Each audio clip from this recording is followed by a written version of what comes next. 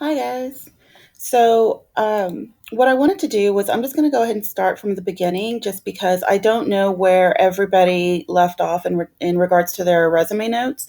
And of course, you can always skip ahead to where you left off. Or if you just wanted to review some of the things that we talked about, then of course you can watch the whole thing. So let's go ahead and get started.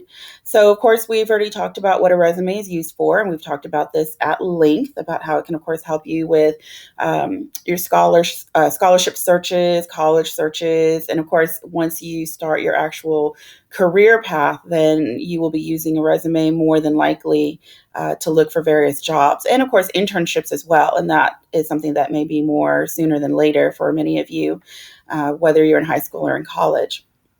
And of course, it's very, very useful for someone who's writing you a letter of recommendation. I know for me as a senior, when you're a senior, if you ask me for a letter of recommendation, the first thing I'll ask you is, have you sent me your resume? So it's an incredibly important part of that process. And I know Ms. Hill is the same way.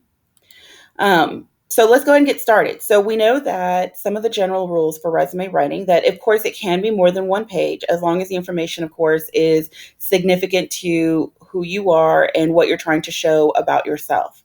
Whether it be your volunteer work, your experience, your education, etc. No matter how long your resume is, whether it's one page or 2 pages, it does need to be organized into sections. So you want to make sure that you have labeled sections, an education section, an experience section. If you choose to separate your experience and your volunteer work, then you can do that as long as you label the volunteer section. Of course, the resume should always be typed. There should never be anything handwritten. And of course, with a resume, your bullets are your friends. And when we saw all the samples that I've shown you, as well as Mr. Richardson, even the worst resumes still utilize bullets in order to keep the information neat. So that is just kind of a resume standard. You want to make sure that your resume is, of course, very precise and very focused.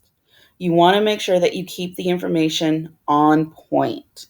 Do not elaborate too much. You don't want to be so curt that nothing gets across.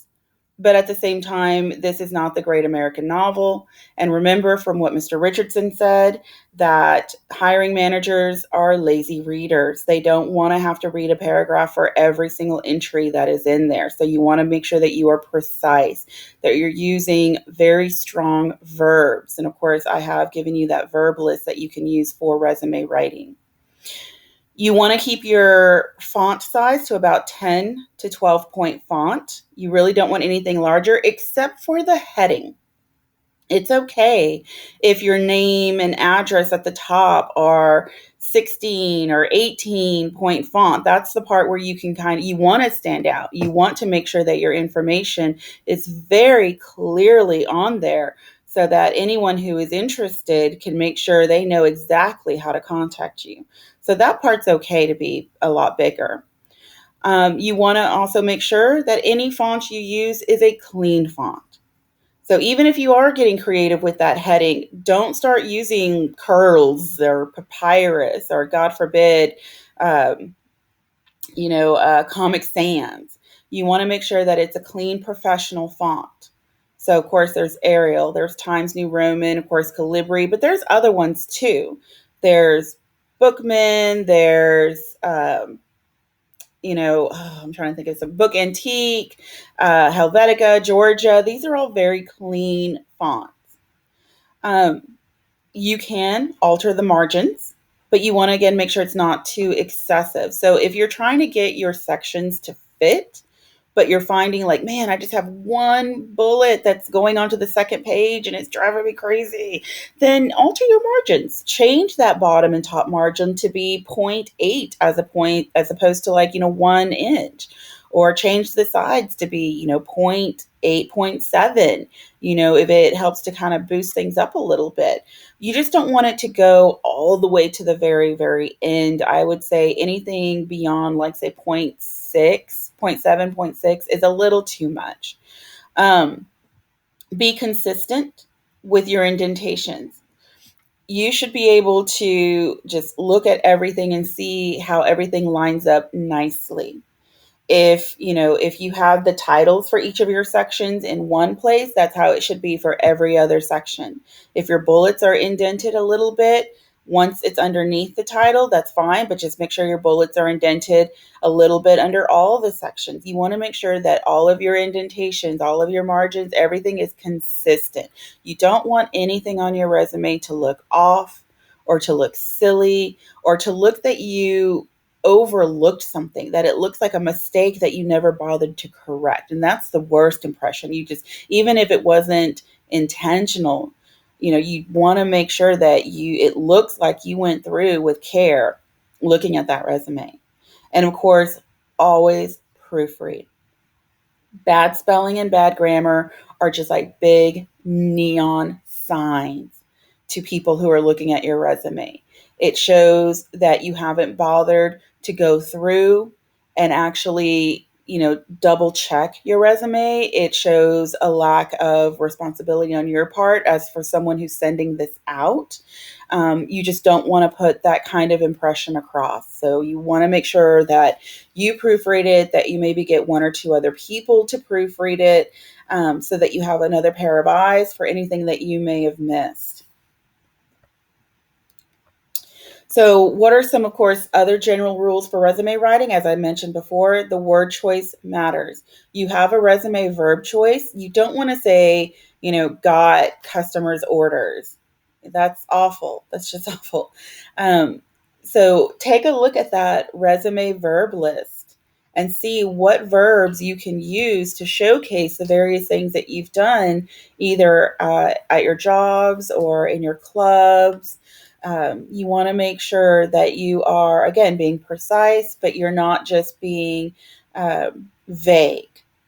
Got orders. What does that actually mean? Did you interact with customers? Did you, use the computer system in order to record customers' orders? What exactly is going on there? You want to make sure that, of course, if your experience is current, if it's something that you're currently doing, that you are using present tense verbs. If it's something that occurred in the past, then you want to make sure that you're using past tense verbs. It's a very, very simple thing, but it's actually one of the most common errors that I see when I'm reviewing resumes. I see people who are writing about something that they did, maybe a year or two ago, but they're writing about it in such a way that it sounds like they're still doing it. So you want to make sure that, again, that's part of that proofreading, that you are taking a look at those verbs that you're using to make sure that they align with the time frame that you're writing about. You do not want to overclutter or try to squeeze in too much. You have the space. I mean, you do not have to squeeze your resume into one page, as we've already discussed.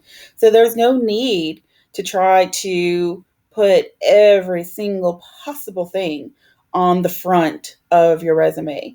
Again, you want to make sure that operative word there being clean, that this resume looks clean, that it is readable to anyone, no matter how old or how young, that they are able to very clearly see the information.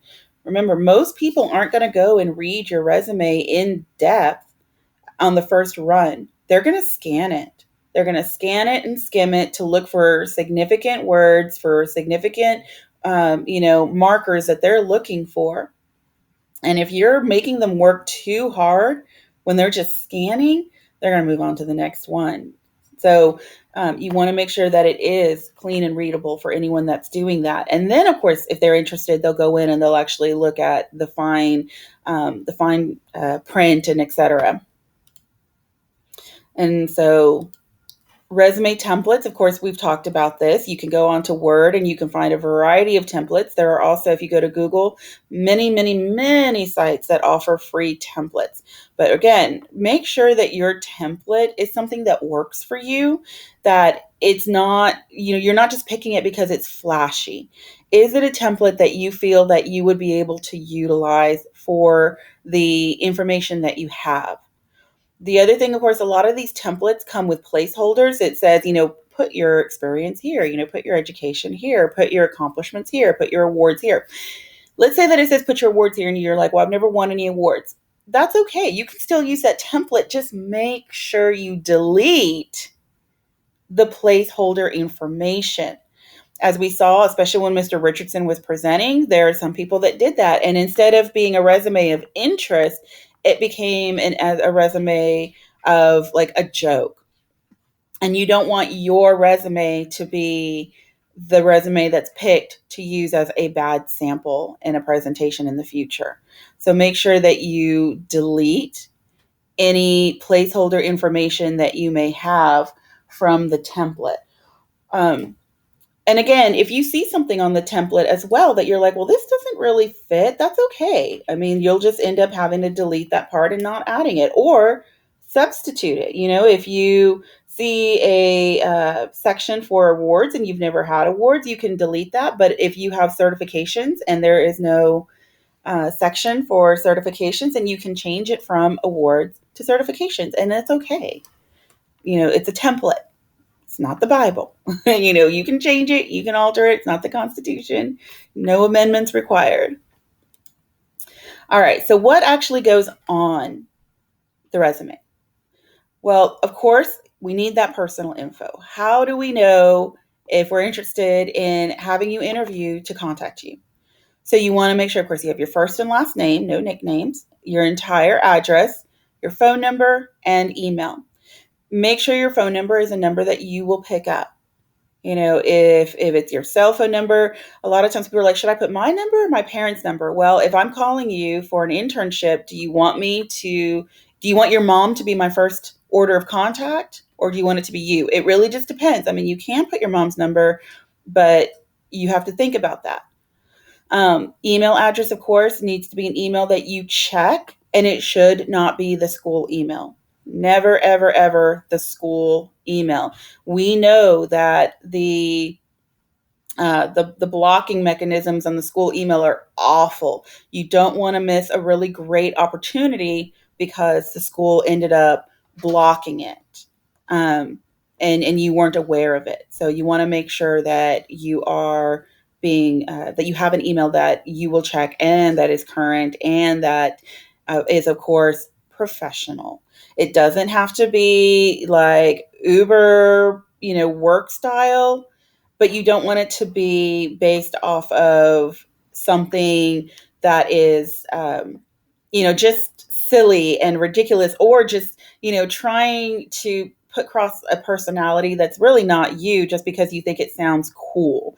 You definitely don't want to do that because these are not good first impressions. Again, this is going at the top of your page. So this is one of the first things that people will see when they're looking at your resume because it's right there at the top. So you want to make sure that it is a clean first impression that you're putting on. And again, as I stated, you want to make sure that you are checking it regularly. I already know of some students that have applied for internships, and of course, they're getting updates and whatnot through their email. They're not really getting that information via phone first off. So you want to make sure that you are aware of this. Objective statement. I know that Mr. Richardson said that we were going to go over this, and really this is about as much as I'm going to say. An objective statement, especially as a young person, is not really something that is always required. Now, as you get older, it may be something that you decide to include on your resume, but as a younger person, it's not really something that you have to fret about if you don't want to. But if you want to use one, an objective statement is basically there to just very clearly and very succinctly tell the person who's looking at your resume, what is it that you're hoping to get? What is it that you are wanting to do with this resume? Are you wanting to, of course, earn a position as an intern? Are you wanting to, are you wanting to become a finalist for a scholarship? Are you, looking to get into a particular company that aligns with your career choice? What is it exactly that you're wanting to do? An objective statement usually does not start with the word I. It usually just starts with the verb. looking to obtain a position at blah blah company in order to further my skills in um, computer technology.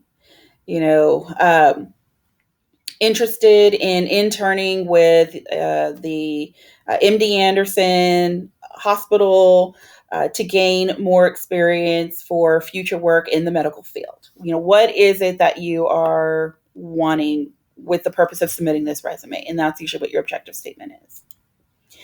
So then your next section is going to be, of course, the education section. And this is where you will write the full name of your high school. So it will be Spring Early College Academy, not just Spring Academy or SECA. You will include the city and state, although it's not always required. Your anticipated graduation date. So it'll usually, remember we talked about, you can put ANT or EST, estimated.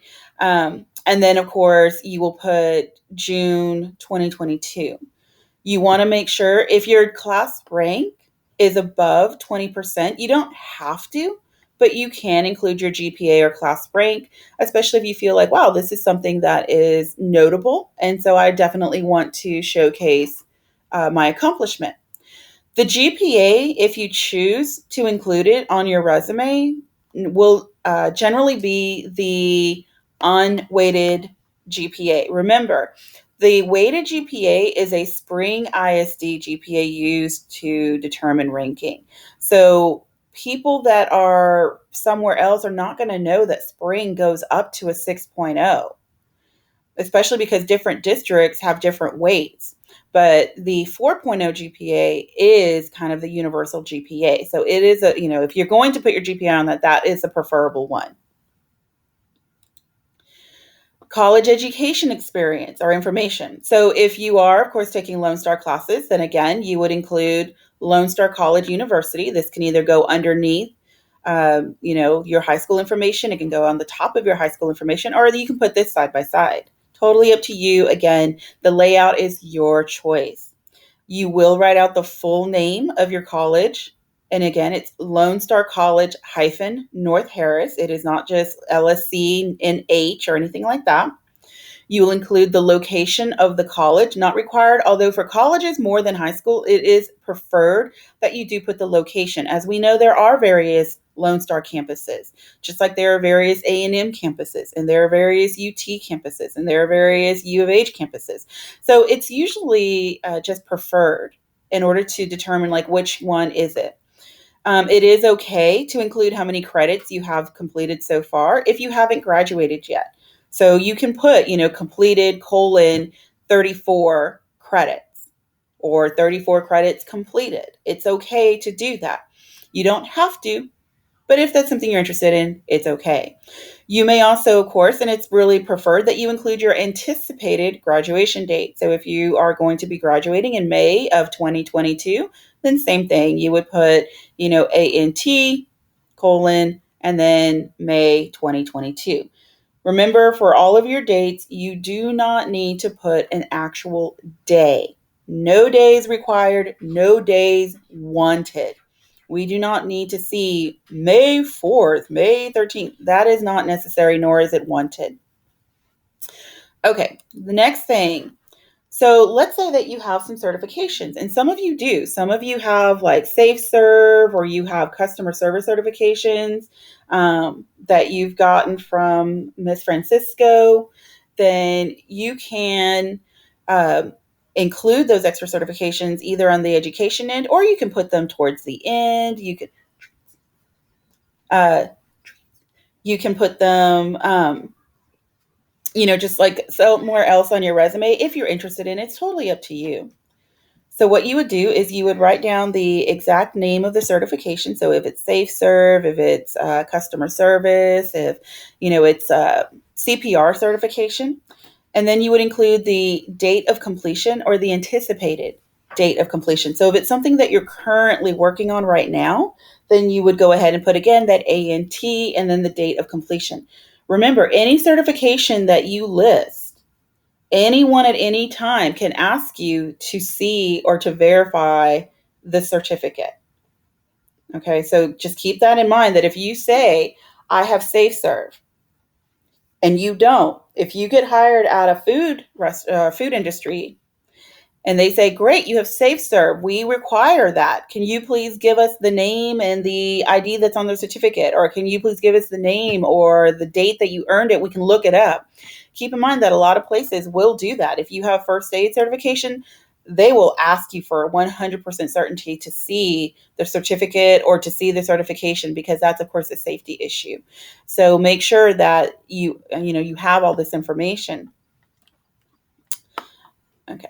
So next one. So here's an example of what the education on your resume might look at. Now, for the sake of spacing, I did put the high school at the top and then, of course, the college at the bottom. Of course, for the sake of space on your resume, it's okay to do it side by side. So you could say Spring Early College here and then Lone Star North Harris here. The question I get asked sometimes is, does it matter which one I put first? In this case, no. You can put the high school first, then the college. However, once you graduate high school, college first always. Once you graduate high school, college is, of course, a priority. The high school becomes secondary. Okay, and again, you can see the margins and the bullets. You can see where the labeling is here, and then how the bullets and all the stuff here is consistently the same. So just keep that in mind. All right, so let's talk experience. So again, we've talked about this where a lot of students really kind of freak out about, like, I don't have any experience. I haven't done anything. I don't have any experience. That's not the case. There are things that you've done. You just don't realize that you can put it under this section. And there are many things that do qualify as experience. Any situation in which you've been placed in a position of responsibility counts as experience. So babysitting, of course, employment. If you are the officer of something, you can choose to put that organization either under organizations as a separate section, or you can choose to put it under experience. So as we're talking about, so what are some of the things that count? Well, as we just said, babysitting, employment for family or others, any leadership positions, and it doesn't have to be in school. It can be leadership positions that you've had outside of school. And leadership doesn't necessarily mean president or vice president. Just, again, any type of position in which you had a position of responsibility. Volunteer work, if you were a lead volunteer, if you were maybe in charge of a group, then that right there is a position of responsibility. And of course, internships also count as experience. So how do we indicate our experience on a resume? So you want to make sure that you write down the actual position name. And I say the word actual because it's not what you call it, it's what the actual position was titled. So if you work at a restaurant, sometimes they're called team members. Sometimes they're called, what do you call it? Waiters or waitresses. Sometimes it's host or hostess. Sometimes it is a server. So what is the actual name that's used in the place that you are, writing down the experience for? You're going to capitalize the first letter of each word. So if it's customer service member, then it would be capital C, capital S, capital N. You want to put a hyphen and then the location of the position.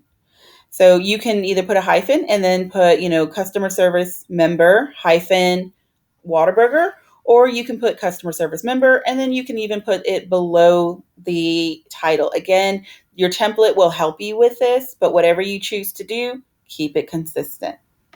You want to make sure that you write down the dates that you were in that position. You may abbreviate the month and the year. It's really your personal preference, but again, consistency. Don't abbreviate in one section, but then you don't abbreviate in another. This is key. Always, always, always, always make sure the most recent dates are listed first. This is non-negotiable.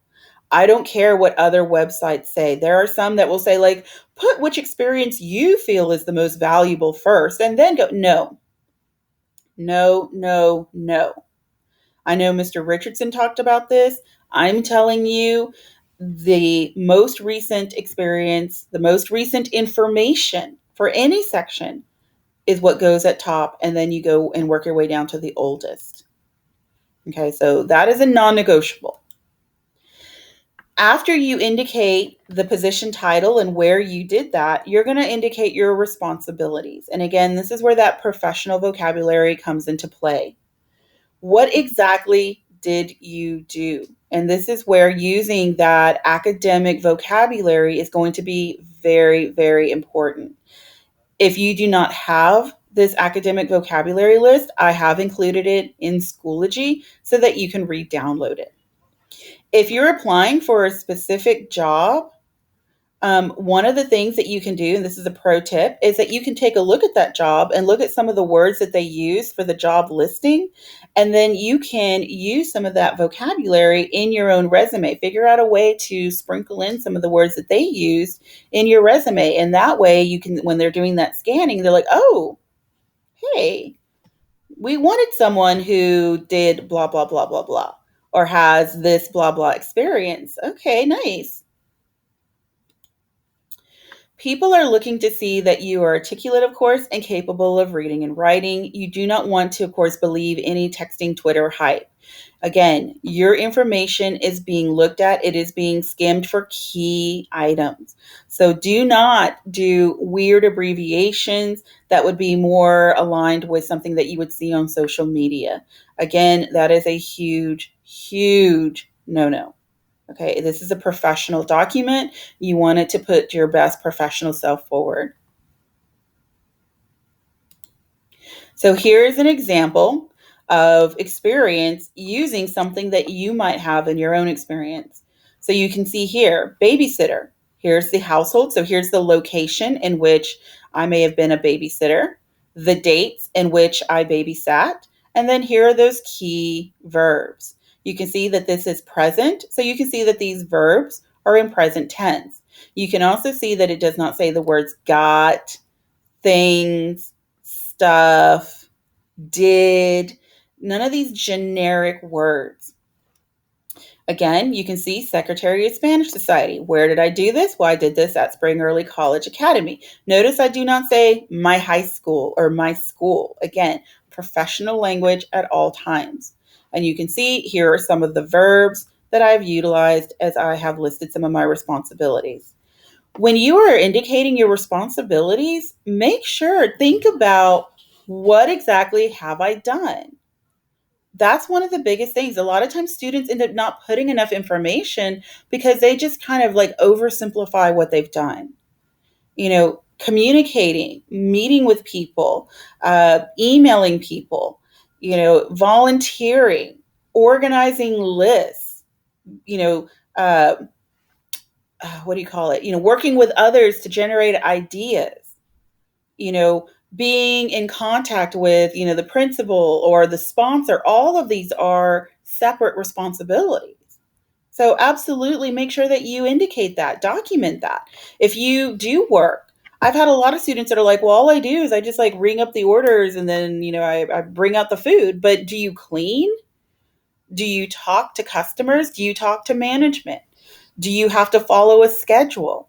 Do you ever have to maintain any of the, the cooking stuff like cleaning it? Do you have to clean the shake machines and the fryers? Do you ever stay late in order to help, inventory stuff or to unpack the shipments that come in? These are all responsibilities that you may do. So, again, really think about all the things that you do when you are indicating some of this experience that you have. I think you'd be very surprised by how much you may actually be doing at some of these positions and in some of these locations. If you also look, you'll notice that these are not incomplete sentences. Again, my emphasis is on the verbs and then with some details added. Again, I do not want this to be the Great American Novel as I'm skimming through here. And then again, the dates, most recent, and we work backwards to the oldest. Memberships, honors, awards, and distinctions. So again, what kind of accomplishments would I put in this section? And I've said this a million times before. Accomplishments does not mean first place. It does not mean academic. It could be something that you were selected for. So if you were selected, even as a finalist, if you just competed, We talked about how Mr. Schmitz and Mr. Hanchett were looking for people who were interested in competing for UIL. So if you competed and you just happened to place, or you just happened to name, in the UIL competition, then absolutely you can put that on here. That shows that you are involved, that you're not just, you know, hanging around, not doing anything, not participating out in the world or anything like that.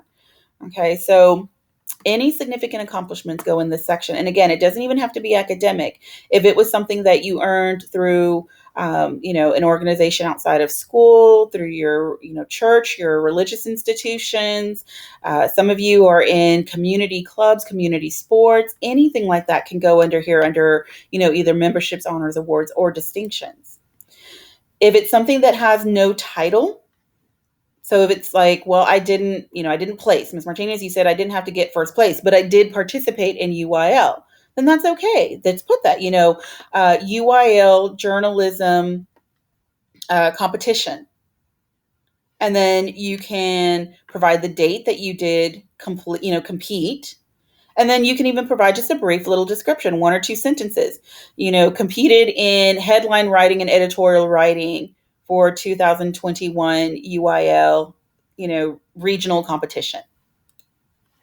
So here's an example of what I'm talking about. So accomplishments: member of Spring Early College National Honor Society, and then here's the date that maybe the student joined.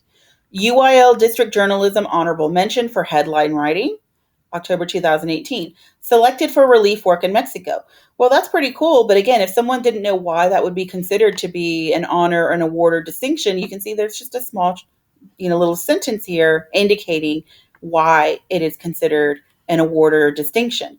Grace Methodist Church selected 10 teens from 125. Oh, okay, now I get it. So only 10 people were selected to go, and you happen to be one of them. Pretty cool.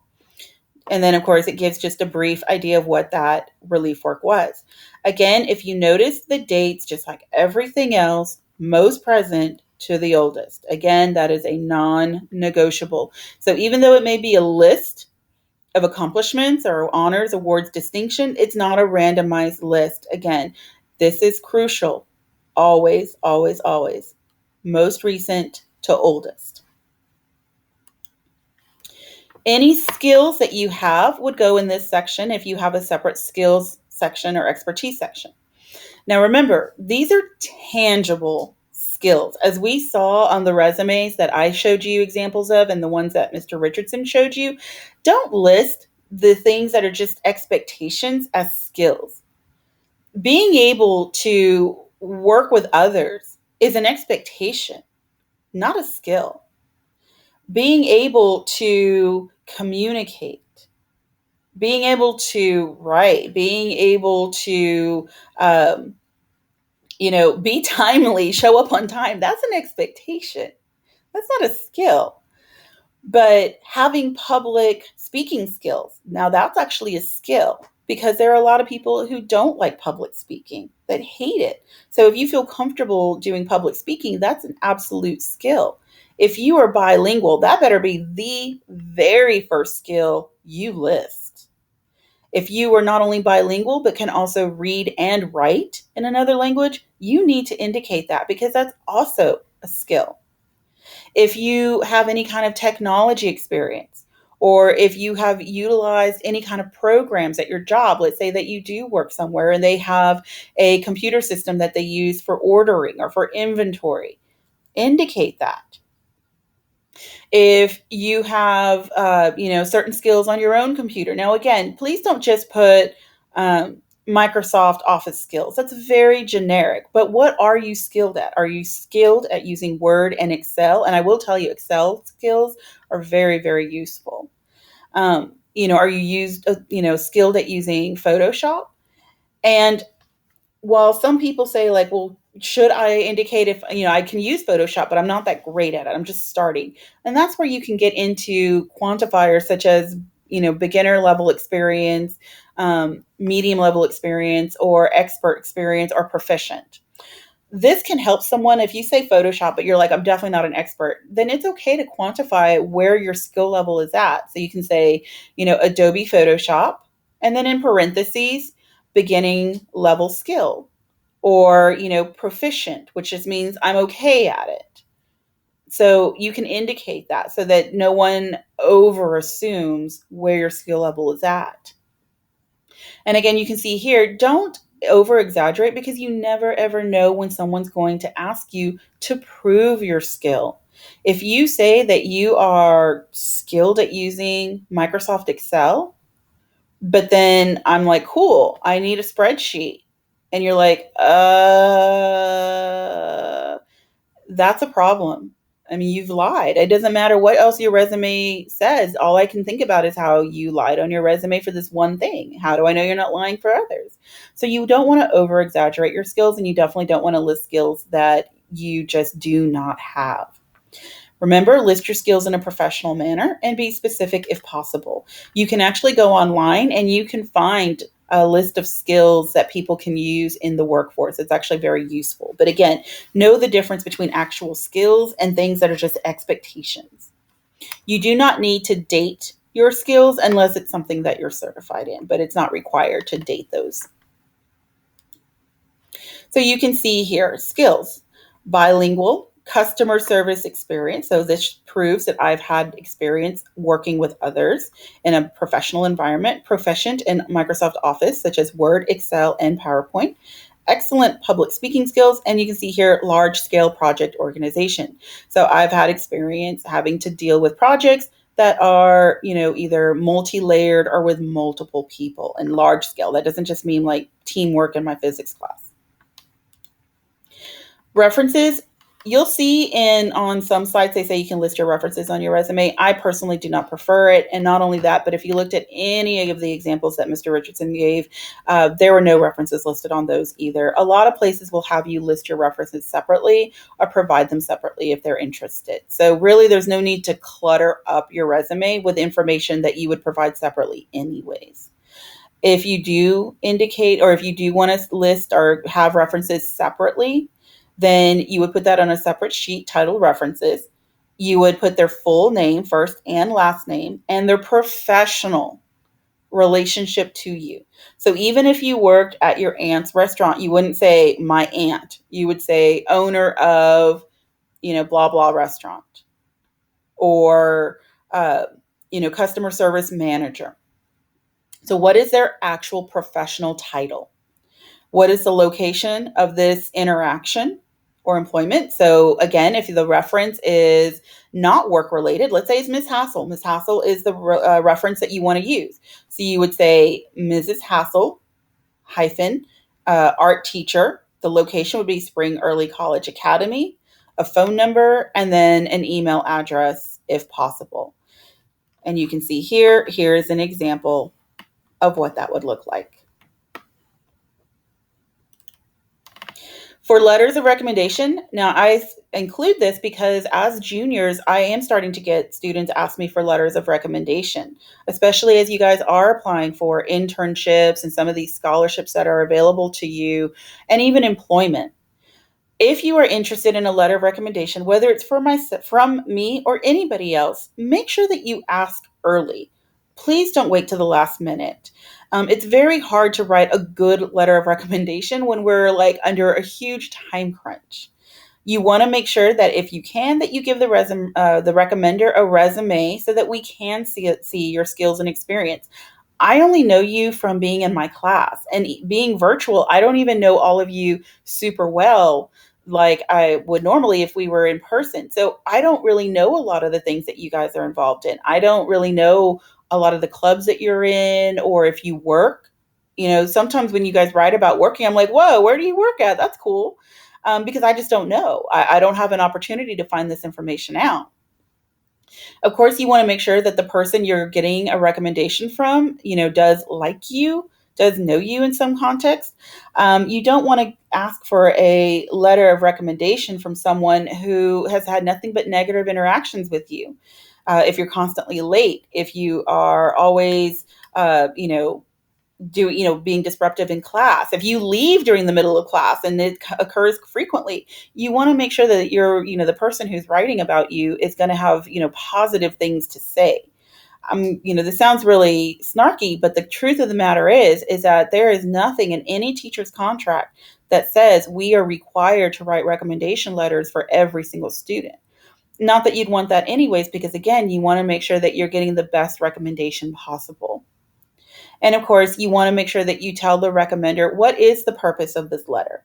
Is this supposed to be for an internship? Is it for financial aid? Is it scholarship related? Is it college related? It helps to guide the letter. Like, how is it going to be written? I know that when I'm writing a letter of recommendation, what I write for an internship is different than what I would write for a student who's looking to get financial aid. I might focus on different information. I would definitely word it differently. And so you want to make sure that you have that information for the recommender so that they can also write you the best letter possible.